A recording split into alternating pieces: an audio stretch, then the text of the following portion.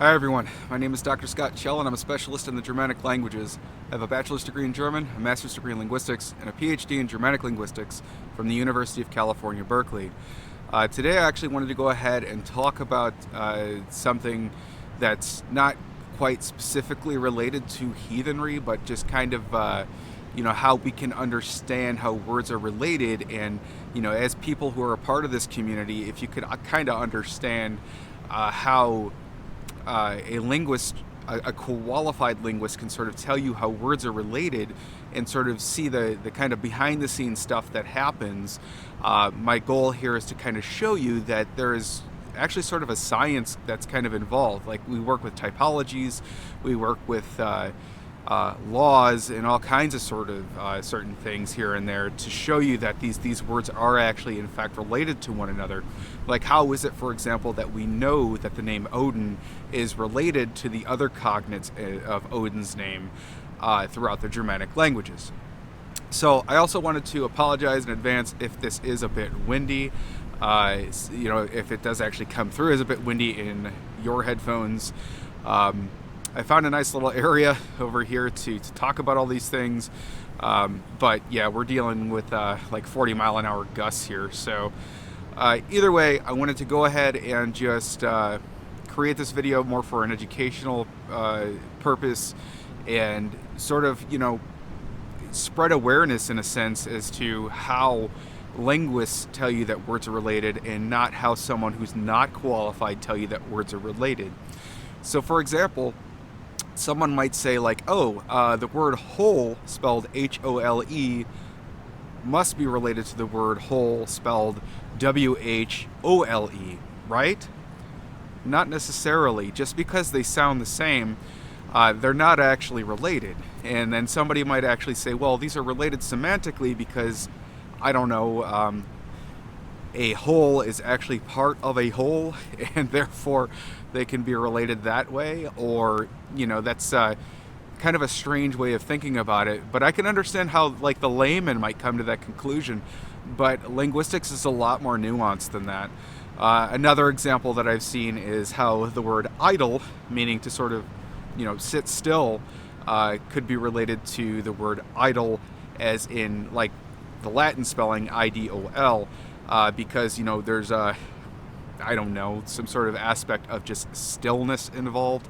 I've heard all kinds of bizarre associations from people who are not linguists, who are just, trying to make sense of the world, if you will, with language. But again, this video is just to sort of give you a glimpse into how a linguist would reconstruct words.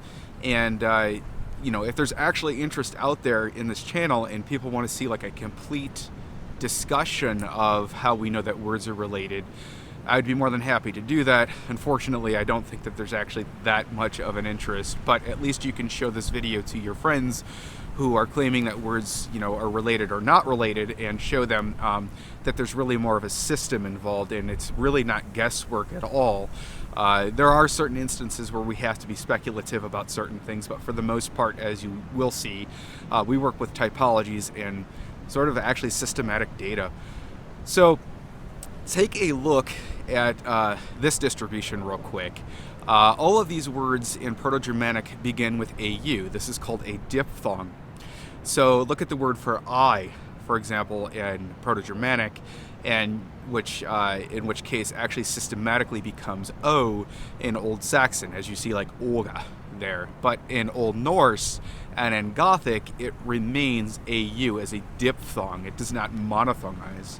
So we can say systematically all vowels, or I should say the diphthong vowels in Proto-Germanic that are AU, systematically become all long O in Old Saxon, but they retain their status as AU in Old Norse and in Gothic. So this is just one example of how we can talk about that and even predict certain vowel changes in the languages. But then you might also ask too, well, there is long O in Old Saxon, so wasn't there also a long O in Proto-Germanic? And the answer is yes. So you will see that a long O will actually retain its long O status in Old Saxon, but it will also retain its long O status in Old Norse, and it will again retain its long O status in Gothic. However, long O in Proto-Germanic systematically shifts to the diphthong UO in Old High German. So this is a feature that is specific to Old High German, where every Proto-Germanic instance of long O will shift to UO in Old High German. So since we know that this is all systematized, and this again is not guesswork, if you see the word bulk in Old Saxon, but then you also see it spelled as buok with that UO, that is how we can say that something is like Old High German interference, because systematically that long O remains long O in Old Saxon, but it systematically shifts to UO in Old High German. So another example I can give you that's systematic is the word like mother or father or brother. You'll see that eth sound there. That's that D with the slash through it. So in Proto-Germanic, those eth sounds remained eth sounds in Old Norse, for example. But in the West Germanic languages, like Old English and Old Saxon, and Old High German actually went through a secondary sound shift that I'll talk about in just a second. You'll see that in the West Germanic languages, that eth sound became D. So that's why we have, for example, Old Norse father, and actually Gothic father, even though it's spelled with a D, it's actually pronounced as an eth. You'll see that in Old English and Old Saxon that it is systematically a D, right? And then in Old High German, that D systematically shifts again, which is called a secondary shift specifically to Old High German, to a T. So that is why we have the word father spelled with a T, for example, in Old High German, and all kinds of other words in Old High German spelled with T's as well, because eventually it comes from that Proto-Germanic eth sound. So just to kind of recap, just to give you a few different ideas of how things systematically shift, we have the AU diphthong in Proto-Germanic always becoming long O in Old Saxon, but staying as AU in Old Norse or Gothic. We have Proto-Germanic long O remaining long O in all of the Germanic languages except for Old High German, where it consistently shifts to UO. And we have Proto-Germanic eth remaining eth in Old Norse and in Gothic, but becoming D in all the other West Germanic languages, aside from Old High German, where it then goes through another secondary shift that's specific to Old High German and becoming a T. All right, so that is literally just kind of 1% of what a linguist thinks about when they're trying to do all these different sound shifts or talk about how sounds are dropping off and sounds are being added and so on and so forth. This is just sort of like a behind-the-scenes look of what I do, for instance, when I have to recreate some of these Old Saxon rune names. So on the surface, while I'm telling you, like, oh, this is just or, this is how it's reconstructed as or, just know that these are the sort of systematic things that I'm looking at. But yeah, again, linguists have all sorts of different laws that they look at, like Siever's law, Holtzmann's law, Werner's law, Grimm's law, Brugmann's law, all of these different laws that are specific typologies, and again, laws that actually work in the language. So this is not to say that linguistics is a perfect system, because it's not. We find exceptions all over the place that we still have to explain. But again, this is just to sort of, give you awareness out there, to show you the sort of systematic understanding and systems that, linguists use to reconstruct language, and, linguists use to tell you that certain words are actually related. So let's go ahead and put this to the test. I'm going to go ahead and show you the word wodhanaz on the screen here.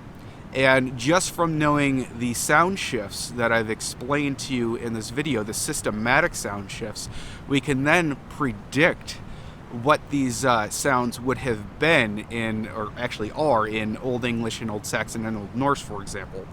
So if you look at that long O in Proto-Germanic, remember how I said long O remains long O in all of the Germanic languages except for Old High German? It shifts to UO. Look at the data. You can see that there is a long O in Old English, there is a long O in Old Saxon, and that long O still remains in Old Norse. You will see that that long O shifts to UO in Old High German. You might also ask why the W disappears in Old Norse. That's another systematic shift. Basically, the W just disappears because it has similar qualities to the O that comes after it. So the long O still is retained, like I had talked about before. That ev sound in wodhanas. This is also why it's important to spell it with a th sound rather than a thorn sound or a th that is not voiced. It actually systematically becomes D. So you see that in the root in Old English, and you see that in the root in Old Saxon. And remember that secondary sound shift I said, which is systematic to Old High German? You see it there as a T in Old High German. So again, I mean, this is just kind of my way of showing you that linguistics is systematic. And, you know, if there's any interest out there, preferably from more than two people, if there's any interest out there, though, in sort of going through Germanic linguistics a little bit and understanding the science and typologies and laws behind it, and how linguists actually think about words when it comes to reconstruction and etymologies and just words simply having cogeners, in other words, just being related to one another, let me know in the comments below. I know this is a bit of a short video, and again, this is only like a very small fraction of what linguists go through when it comes to reconstruction and understanding the linguistics behind everything. But yeah, let me know in the comments below what you think, and subscribe, like the channel, and I'll see you all soon, probably within the next few days with another follow-up to the Rune series. Take care.